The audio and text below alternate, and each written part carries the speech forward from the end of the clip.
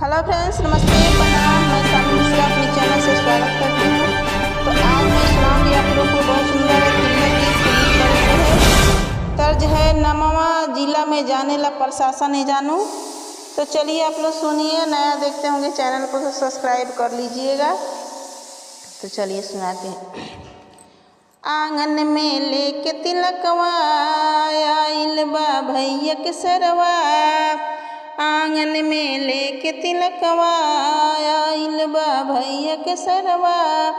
तिलक चढ़ाइब के देब भाषण ये सरवा। तिलक चढ़ाइब के देब भाषण ये सरवा। ठीक से बैठ जा हमारा आंगन ये सरवा। ठीक से बैठ जा हमारा आंगन ये सरवा। तिलक चढ़ाइब के देब भाषण ये सरवा। कि नमवा पापा जी के जाने ला प्रशासन ये सरवा। कि नमवा चाचा जी के जाने ला प्रशासन ये सरवा।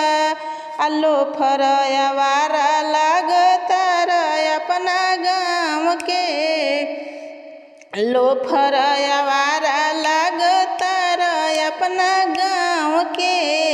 आ माटी में मिलवल तू तो पापा जी के नाम के। माटी में मिलवल तू तो पापा जी के नाम के। आ तिलक चढ़ाइब के देब भाषण ये सरवा।